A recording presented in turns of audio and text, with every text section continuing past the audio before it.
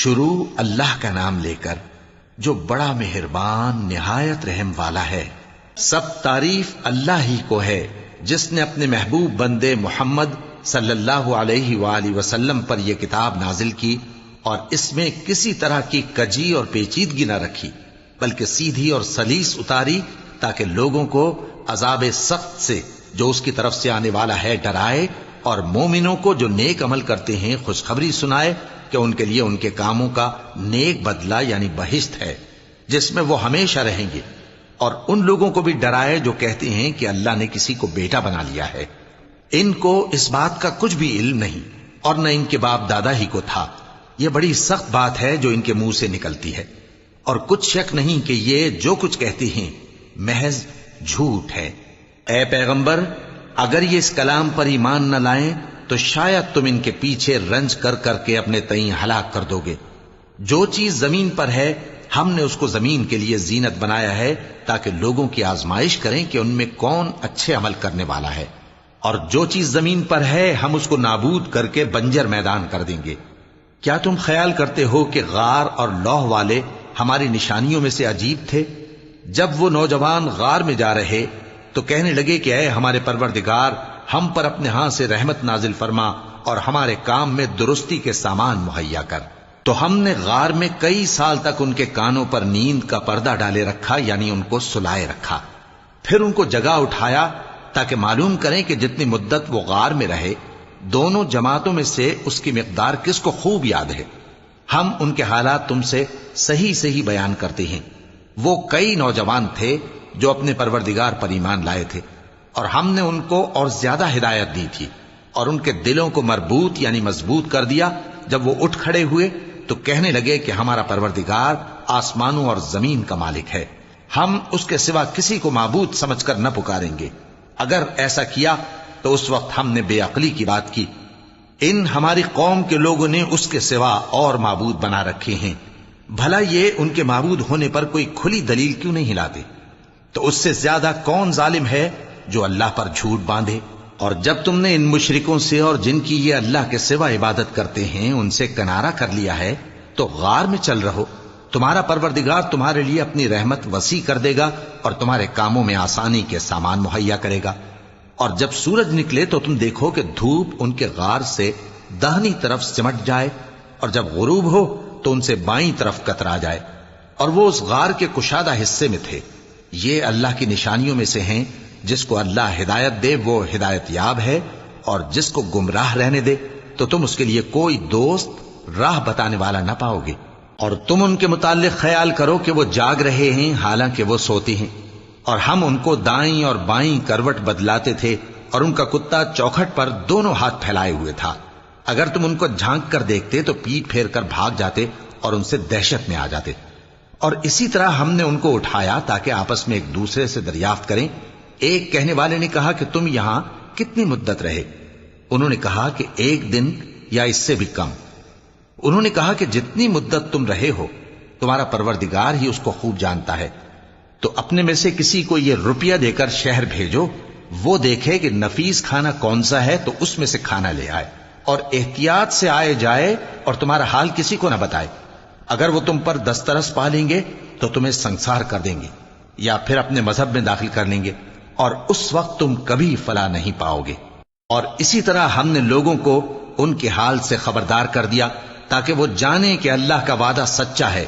اور یہ کہ قیامت جس کا وعدہ کیا جاتا ہے اس میں کچھ شک نہیں۔ اس وقت لوگ ان کے بارے میں باہم جھگڑنے لگے اور کہنے لگے کہ ان کے غار پر عمارت بنا دو۔ ان کا پروردگار ان کے حال سے خوب واقف ہے۔ جو لوگ ان کے معاملے میں غلبہ رکھتے تھے وہ کہنے لگے کہ ہم ان کے غار پر مسجد بنائیں گے۔ بعض لوگ اٹکل پچو کہیں گے کہ وہ 3 تھے اور چوتھا ان کا کتا تھا، اور بعض کہیں گے کہ وہ 5 تھے اور چھٹا ان کا کتا تھا، اور بعض کہیں گے کہ وہ 7 تھے اور 8واں ان کا کتا تھا۔ کہہ دو کہ میرا پروردگار ہی ان کے شمار سے خوب واقف ہے، ان کو جانتے بھی ہیں تو تھوڑے ہی لوگ جانتے ہیں۔ تو تم ان کے معاملے میں بحث نہ کرنا مگر سرسری سی بحث، اور نہ ان کے بارے میں ان میں سے کسی سے کچھ دریافت ہی کرنا، اور کسی کام کی نسبت نہ کہنا کہ میں اسے کل کر دوں گا، مگر انشاءاللہ کہہ کر، یعنی اگر اللہ چاہے تو کر دوں گا۔ اور جب اللہ کا نام لینا بھول جاؤ تو یاد آنے پر لے لو، اور کہہ دو کہ امید ہے کہ میرا پروردگار مجھے اس سے بھی زیادہ ہدایت کی باتیں بتائے۔ اور اصحاب کہف اپنے غار میں 9 اوپر 300 سال رہے۔ کہہ دو کہ جتنی مدت وہ رہے اسے اللہ ہی خوب جانتا ہے، اسی کو آسمانوں اور زمین کی پوشیدہ باتیں معلوم ہیں، وہ کیا خوب دیکھنے والا اور کیا خوب سننے والا ہے۔ اس کے سوا ان کا کوئی کارساز نہیں، اور نہ وہ اپنے حکم میں کسی کو شریک کرتا ہے۔ اور اپنے پروردگار کی کتاب کو جو تمہارے پاس بھیجی جاتی ہے پڑھتے رہا کرو، اس کی باتوں کو کوئی بدلنے والا نہیں، اور اس کے سوا تم کہیں پناہ بھی نہیں پاؤ گے۔ اور جو لوگ صبح و شام اپنے پروردگار کو پکارتے اور اس کی خوشنودی کے طالب ہیں، ان کے ساتھ صبر کرتے رہو، اور تمہاری نگاہیں ان میں سے گزر کر اور طرف نہ دوڑیں کہ تم دنیاوی زندگی کی رونقوں کے خواستگار ہو جاؤ۔ اور جس شخص کے دل کو ہم نے اپنی یاد سے غافل کر دیا ہے اور وہ اپنی خواہش کی پیروی کرتا ہے اور اس کا کام حد سے بڑھ گیا ہے، اس کا کہا نہ ماننا۔ اور کہہ دو کہ لوگو یہ قرآن تمہارے پروردگار کی طرف سے برحق ہے، تو جو چاہے ایمان لائے اور جو چاہے کافر رہے۔ ہم نے ظالموں کے لیے دوزخ کی آگ تیار کر رکھی ہے جس کی قناتیں ان کو گھیر رہی ہوں گی، اور اگر فریاد کریں گے تو ایسے کھولتے ہوئے پانی سے ان کی داد رسی کی جائے گی جو پگھلے ہوئے تانبے کی طرح گرم ہوگا اور جو ان کے چہروں کو بھون ڈالے گا۔ ان کے پینے کا پانی بھی برا اور آرام گاہ بھی بری۔ اور جو ایمان لائے اور کام بھی نیک کرتے رہے تو ہم نیک کام کرنے والوں کا اجر ضائع نہیں کرتے۔ ایسے لوگوں کے لیے ہمیشہ رہنے کے باغ ہیں جن میں ان کے محلوں کے نیچے نہریں بہ رہی ہیں، ان کو وہاں سونے کے کنگن پہنائے جائیں گے، اور وہ باریک دیبا اور اطلس کے سبز کپڑے پہنا کریں گے، اور تختوں پر تکیے لگا کر بیٹھا کریں گے۔ کیا خوب بدلہ اور کیا خوب آرام گاہ ہے۔ اور ان سے 2 شخصوں کا حال بیان کرو جن میں سے ایک کو ہم نے انگور کے 2 باغ عنایت کیے تھے اور ان کے گردا گرد کھجوروں کے درخت لگا دیے تھے اور ان کے درمیان کھیتی پیدا کر دی تھی۔ دونوں باغ کثرت سے پھل لاتے اور اس کی پیداوار میں کسی طرح کی کمی نہ ہوتی، اور دونوں میں ہم نے ایک نہر بھی جاری کر رکھی تھی، اور اس طرح اس شخص کو ان کی پیداوار ملتی رہتی تھی۔ تو ایک دن جبکہ وہ اپنے دوست سے باتیں کر رہا تھا، کہنے لگا کہ میں تم سے مال و دولت میں بھی زیادہ ہوں اور جتھے اور جماعت کے لحاظ سے بھی زیادہ عزت والا ہوں، اور ایسی شیخیوں سے اپنے حق میں ظلم کرتا ہوا اپنے باغ میں داخل ہوا۔ کہنے لگا کہ میں نہیں خیال کرتا کہ یہ باغ کبھی تباہ ہو، اور نہ خیال کرتا ہوں کہ قیامت برپا ہو، اور اگر میں اپنے پروردگار کی طرف لوٹایا بھی جاؤں تو وہاں ضرور اس سے اچھی جگہ پاؤں گا۔ تو اس کا دوست جو اس سے گفتگو کر رہا تھا کہنے لگا کہ کیا تم اس ذات سے کفر کرتے ہو جس نے تم کو مٹی سے پیدا کیا، پھر نطفے سے، پھر تمہیں پورا آدمی بنایا؟ مگر میں تو یہ کہتا ہوں کہ اللہ ہی میرا پروردگار ہے، اور میں اپنے پروردگار کے ساتھ کسی کو شریک نہیں کرتا۔ اور جب تم اپنے باغ میں داخل ہوئے تو تم نے ما شاء اللہ لا قوت الا باللہ کیوں نہ کہا؟ اگر تم مجھے مال و اولاد میں اپنے سے کمتر دیکھتے ہو تو عجب نہیں کہ میرا پروردگار مجھے تمہارے باغ سے بہتر عطا فرمائے، اور تمہارے اس باغ پر آسمان سے آفت بھیج دے تو وہ صاف میدان ہو جائے، یا اس باغ کی نہر کا پانی گہرائی میں اتر جائے تو پھر تم اسے تلاش نہ کر سکو، اور اس کے میووں کو عذاب نے آ گھیرا اور وہ اپنی چھتریوں پر گر کر رہ گیا، تو جو مال اس نے اس پر خرچ کیا تھا اس پر حسرت سے ہاتھ ملنے لگا اور کہنے لگا کہ کاش میں اپنے پروردگار کے ساتھ کسی کو شریک نہ بناتا۔ اس وقت اللہ کے سوا کوئی جماعت اس کی مددگار نہ ہوئی اور نہ وہ بدلہ لے سکا۔ یہاں سے ثابت ہوا کہ حکومت سب اللہ کی ہے، جو معبود برحق ہے وہی بہترین ثواب عطا کرنے والا اور بہترین انجام لانے والا ہے۔ اور ان سے دنیا کی زندگی کی مثال بھی بیان کر دو کہ وہ ایسی ہے جیسے پانی جسے ہم نے آسمان سے برسایا تو اس کے ساتھ زمین کی پیداوار مل کر نکلی، پھر وہ چورا چورا ہو گئی کہ ہوائیں اسے اڑاتی پھرتی ہیں، اور اللہ تو ہر چیز پر قدرت رکھتا ہے۔ مال اور بیٹے تو دنیا کی زندگی کی رونق و زینت ہیں، اور نیکیاں جو باقی رہنے والی ہیں وہ ثواب کے لحاظ سے تمہارے پروردگار کے ہاں بہت اچھی اور امید کے لحاظ سے بہت بہتر ہیں۔ اور جس دن ہم پہاڑوں کو چلائیں گے اور تم زمین کو صاف میدان دیکھو گے اور ان لوگوں کو ہم جمع کر لیں گے تو ان میں سے کسی کو بھی نہیں چھوڑیں گے، اور سب تمہارے پروردگار کے سامنے صف باندھ کر لائے جائیں گے، تو ہم ان سے کہیں گے کہ جس طرح ہم نے تم کو پہلی بار پیدا کیا تھا اسی طرح آج تم ہمارے سامنے آئے، لیکن تم نے تو یہ خیال کر رکھا تھا کہ ہم نے تمہارے لیے قیامت کا کوئی وقت مقرر ہی نہیں کیا، اور اعمال کی کتاب کھول کر رکھی جائے گی تو تم گناہگاروں کو دیکھو گے کہ جو کچھ اس میں لکھا ہوگا اس سے ڈر رہے ہوں گے، اور کہیں گے ہائے شامت، یہ کیسی کتاب ہے کہ نہ چھوٹی بات کو چھوڑتی ہے نہ بڑی کو، کوئی بات بھی نہیں مگر اسے لکھ رکھا ہے، اور جو جو عمل کیے ہوں گے سب کو حاضر پائیں گے، اور تمہارا پروردگار کسی پر ظلم نہیں کرے گا۔ اور جب ہم نے فرشتوں کو حکم دیا کہ آدم کو سجدہ کرو تو سب نے سجدہ کیا مگر ابلیس نے نہ کیا، وہ جنات میں سے تھا تو اپنے پروردگار کے حکم سے باہر ہو گیا۔ کیا تم اس کو اور اس کی اولاد کو میرے سوا دوست بناتے ہو، حالانکہ وہ تمہارے دشمن ہیں، اور شیطان کی دوستی ظالموں کے لیے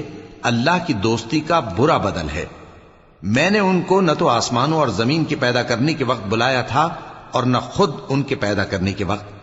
اور میں ایسا نہ تھا کہ گمراہ کرنے والوں کو مددگار بناتا۔ اور جس دن اللہ فرمائے گا کہ اب میرے شریکوں کو جن کی نسبت تم معبود ہونے کا گمان رکھتے تھے بلاؤ، تو وہ ان کو بلائیں گے مگر وہ ان کو کچھ جواب نہ دیں گے، اور ہم ان کے درمیان ہلاکت کی ایک جگہ بنا دیں گے، اور گناہگار لوگ دوزخ کو دیکھیں گے تو یقین کر لیں گے کہ وہ اس میں پڑنے والے ہیں، اور اس سے بچنے کا کوئی راستہ نہ پائیں گے۔ اور ہم نے اس قرآن میں لوگوں کے سمجھانے کے لیے طرح طرح کی مثالیں بیان فرمائی ہیں، لیکن انسان سب چیزوں سے بڑھ کر جھگڑالو ہے۔ اور لوگوں کے پاس جب ہدایت آ گئی تو ان کو کس چیز نے منع کیا کہ ایمان لائیں اور اپنے پروردگار سے بخشش مانگیں، بجز اس کے کہ اس بات کے منتظر ہوں کہ انہیں بھی پہلوں کا سا معاملہ پیش آئے یا ان پر عذاب سامنے سے آ جائے۔ اور ہم جو پیغمبروں کو بھیجا کرتے ہیں تو صرف اس لیے کہ لوگوں کو اللہ کی نعمتوں کی خوشخبریاں سنائیں اور عذاب سے ڈرائیں، اور جو کافر ہیں وہ باطل کی مدد سے جھگڑا کرتے ہیں تاکہ اس سے حق کو پھسلا دیں، اور انہوں نے ہماری آیتوں کو اور جس چیز سے ان کو ڈرایا جاتا ہے اسے ہنسی بنا لیا ہے۔ اور اس سے بڑھ کر ظالم کون، جس کو اس کے پروردگار کی آیات کے ذریعے سمجھایا گیا تو اس نے ان سے منہ پھیر لیا، اور جو اعمال وہ آگے کر چکا اس کو بھول گیا۔ ہم نے ان کے دلوں پر پردے ڈال دیے کہ اسے سمجھ نہ سکیں، اور کانوں میں ثقل پیدا کر دیا ہے کہ سن نہ سکیں، اور اگر تم ان کو رستے کی طرف بلاؤ تو کبھی رستے پر نہ آئیں گے، اور تمہارا پروردگار بخشنے والا صاحب رحمت ہے۔ اگر وہ ان کے کرتوتوں پر ان کو پکڑنے لگے تو ان پر جھٹ عذاب بھیج دے، مگر ان کے لیے ایک وقت مقرر کر رکھا ہے کہ اس کے عذاب سے کوئی پناہ کی جگہ نہ پائیں گے۔ اور یہ بستیاں جو ویران پڑی ہیں، جب انہوں نے کفر کر کے ظلم کیا تو ہم نے ان کو تباہ کر دیا، اور ان کی تباہی کے لیے ایک وقت مقرر کر دیا تھا۔ اور جب موسیٰ نے اپنے شاگرد سے کہا کہ جب تک میں دو دریاؤں کے ملنے کی جگہ نہ پہنچ جاؤں ٹلنے کا نہیں، خاص صدیوں چلتا رہوں، پھر جب وہ دونوں ان دریاؤں کے سنگم پر پہنچے تو اپنی مچھلی بھول گئے، پھر اس مچھلی نے دریا میں سرنگ کی طرح اپنا راستہ بنا لیا۔ جب آگے چلے تو موسیٰ نے اپنے شاگرد سے کہا کہ ہمارا کھانا لاؤ، اس سفر سے ہم کو بہت تکان ہو گئی ہے۔ اس نے کہا کہ بھلا آپ نے دیکھا کہ جب ہم نے اس چٹان کے پاس آرام کیا تھا تو میں مچھلی وہیں بھول گیا، اور مجھے آپ سے اس کا ذکر کرنا شیطان نے بھلا دیا، اور اس مچھلی نے عجیب طرح سے دریا میں اپنا راستہ بنایا۔ موسیٰ نے کہا یہی تو وہ مقام ہے جسے ہم تلاش کرتے تھے، تو وہ اپنے پاؤں کے نشان دیکھتے دیکھتے لوٹ گئے۔ وہاں انہوں نے ہمارے بندوں میں سے ایک بندہ دیکھا جس کو ہم نے اپنے ہاتھ سے رحمت خاص سے نوازا تھا اور اپنے پاس سے ایک خاص علم بخشا تھا۔ موسیٰ نے ان سے جن کا نام خضر تھا کہا کہ جو علم اللہ کی طرف سے آپ کو سکھایا گیا ہے، اگر آپ اس میں سے مجھے کچھ بھلائی کی باتیں سکھائیں تو میں آپ کے ساتھ رہوں۔ خضر نے کہا کہ تم میرے ساتھ رہ کر صبر نہیں کر سکو گے، اور جس بات کی تمہیں خبر ہی نہیں اس پر صبر کر بھی کیسے سکتے ہو؟ موسیٰ نے کہا اللہ نے چاہا تو آپ مجھے صابر پائیے گا، اور میں آپ کے ارشاد کے خلاف نہیں کروں گا۔ خضر نے کہا اگر تم میرے ساتھ رہنا چاہو تو شرط یہ ہے مجھ سے کوئی بات نہ پوچھنا جب تک میں خود اس کا ذکر تم سے نہ کروں۔ تو دونوں چل پڑے، یہاں تک کہ جب کشتی میں سوار ہوئے تو خضر نے کشتی کو پھاڑ ڈالا۔ موسیٰ نے کہا کیا آپ نے اس کو اس لیے پھاڑا ہے کہ سواروں کو غرق کر دی؟ یہ تو آپ نے بڑی عجیب بات کی۔ خضر نے کہا کیا میں نے نہیں کہا تھا کہ تم میرے ساتھ صبر نہ کر سکو گے؟ موسیٰ نے کہا کہ جو بھول مجھ سے ہوئی اس پر مواخذہ نہ کیجیے اور میرے معاملے میں مجھ پر مشکل نہ ڈالیے۔ پھر دونوں چلے، یہاں تک کہ رستے میں ایک لڑکا ملا تو خضر نے اسے مار ڈالا۔ موسیٰ نے کہا کہ آپ نے ایک بے گناہ شخص کو ناحق بغیر قصاص کے مار ڈالا، یہ تو آپ نے بری بات کی۔ خضر نے کہا کیا میں نے نہیں کہا تھا کہ تم سے میرے ساتھ صبر نہیں ہو سکے گا؟ انہوں نے کہا کہ اگر میں اس کے بعد پھر کوئی بات پوچھوں یعنی اعتراض کروں تو مجھے اپنے ساتھ نہ رکھیے گا کہ آپ میری طرف سے عذر کے قبول کرنے میں حد کو پہنچ گئے ہیں۔ پھر دونوں چلے، یہاں تک کہ گاؤں والوں کے پاس پہنچے اور ان سے کھانا طلب کیا۔ انہوں نے ان کی ضیافت کرنے سے انکار کیا۔ پھر انہوں نے وہاں ایک دیوار دیکھی جو گرا چاہتی تھی تو خضر نے اس کو سیدھا کر دیا۔ موسیٰ نے کہا کہ اگر آپ چاہتے تو ان سے اس کا معاوضہ لے لیتے تاکہ کھانے کا کام چلتا۔ خضر نے کہا کہ اب مجھ میں اور تم میں علیحدگی، مگر جن باتوں پر تم صبر نہ کر سکے میں ان کا تمہیں بھید بتائے دیتا ہوں کہ وہ جو کشتی تھی غریب لوگوں کی تھی جو دریا میں محنت کر کے یعنی کشتیاں چلا کر گزارا کرتے تھے، اور ان کے سامنے کی طرف ایک بادشاہ تھا جو ہر اچھی کشتی کو زبردستی چھین لیتا تھا، تو میں نے چاہا کہ اسے عیبدار کر دوں تاکہ وہ اسے غصب نہ کر سکے۔ اور وہ جو لڑکا تھا اس کے ماں باپ دونوں مومن تھے، ہمیں اندیشہ ہوا کہ وہ بڑا ہو کر بد کردار ہوگا تو کہیں ان کو سرکشی اور کفر میں نہ پھنسا دے، تو ہم نے چاہا کہ ان کا پروردگار اس کی جگہ ان کو اور بچہ عطا فرمائے جو اخلاقی پاکیزگی میں بہتر اور محبت میں زیادہ قریب ہو۔ اور وہ جو دیوار تھی سو 2 یتیم لڑکوں کی تھی جو شہر میں رہتے تھے، اور اس کے نیچے ان کا خزانہ دفن تھا، اور ان کا باپ ایک نیک آدمی تھا۔ تو تمہارے پروردگار نے چاہا کہ وہ اپنی جوانی کو پہنچ جائیں اور پھر اپنا خزانہ نکالیں۔ یہ تمہارے پروردگار کی مہربانی ہے، اور یہ کام میں نے اپنی طرف سے نہیں کیے، یہ ان باتوں کی حقیقت ہے جن پر تم صبر نہ کر سکے۔ اور تم سے ذوالقرنین کے بارے میں دریافت کرتے ہیں، کہہ دو کہ میں اس کا کسی قدر حال تمہیں پڑھ کر سناتا ہوں۔ ہم نے اس کو زمین میں بڑا اقتدار دیا تھا اور ہر طرح کا سامان اس کو عطا کیا تھا، تو اس نے ایک سفر کا سامان کیا، یہاں تک کہ جب سورج کے غروب ہونے کی جگہ پہنچا تو اسے ایسا پایا کہ ایک کیچڑ والے چشمے میں ڈوب رہا ہے، اور اس چشمے کے پاس ایک قوم دیکھی۔ ہم نے کہا ذوالقرنین تم ان کو خواہ تکلیف دو خواہ ان کے بارے میں بھلائی اختیار کرو، دونوں باتوں کی تم کو قدرت ہے۔ ذوالقرنین نے کہا کہ جو کفر و بد کرداری سے ظلم کرے گا اسے ہم سزا دیں گے، پھر وہ اپنے پروردگار کی طرف لوٹایا جائے گا تو وہ بھی اسے بڑا عذاب دے گا، اور جو ایمان لائے گا اور عمل نیک کرے گا اس کے لیے بہت اچھا بدلہ ہے، اور ہم اپنے معاملے میں اس سے نرم بات کہیں گے۔ پھر اس نے ایک اور سامان سفر کیا، یہاں تک کہ سورج کے طلوع ہونے کے مقام پر پہنچا تو دیکھا کہ وہ ایسے لوگوں پر طلوع ہوتا ہے جن کے لیے ہم نے دھوپ سے بچاؤ کی کوئی اوٹ نہیں بنائی تھی۔ حقیقت یوں ہی تھی، اور جو کچھ اس کے پاس تھا ہم کو سب کی خبر تھی۔ پھر اس نے ایک اور سفر کا سامان کیا، یہاں تک کہ 2 اونچے سیدھے پہاڑوں کے درمیان پہنچا تو دیکھا کہ ان کے اس طرف کچھ لوگ ہیں کہ بات کو سمجھ نہیں سکتے۔ ان لوگوں نے کہا کہ اے ذوالقرنین، یاجوج اور ماجوج اس علاقے میں فساد کرتے رہتے ہیں، بھلا ہم آپ کے لیے خرچ کا انتظام کر دیں کہ آپ ہمارے اور ان کے درمیان ایک دیوار کھینچ دیں۔ ذوالقرنین نے کہا کہ خرچ کا جو مقدور اللہ نے مجھے بخشا ہے وہ بہت اچھا ہے، تم مجھے قوت بازو سے مدد دو، میں تمہارے اور ان کے درمیان ایک مضبوط رکاوٹ بنا دوں گا۔ تم لوہے کے بڑے بڑے تختے میرے پاس لاؤ۔ چنانچہ کام جاری کر دیا گیا، یہاں تک کہ جب اس نے دونوں پہاڑوں کے درمیان کا حصہ برابر کر دیا اور کہا کہ اب اسے دھوکو، یہاں تک کہ جب اس کو دھونک دھونک کر آگ کر دیا تو کہا کہ اب میرے پاس تانبا لاؤ کہ اس پر پگھلا کر ڈال دوں۔ پھر ان میں یہ قدرت نہ رہی کہ اس پر چڑھ سکیں، اور نہ یہ طاقت رہی کہ اس میں نقب لگا سکیں۔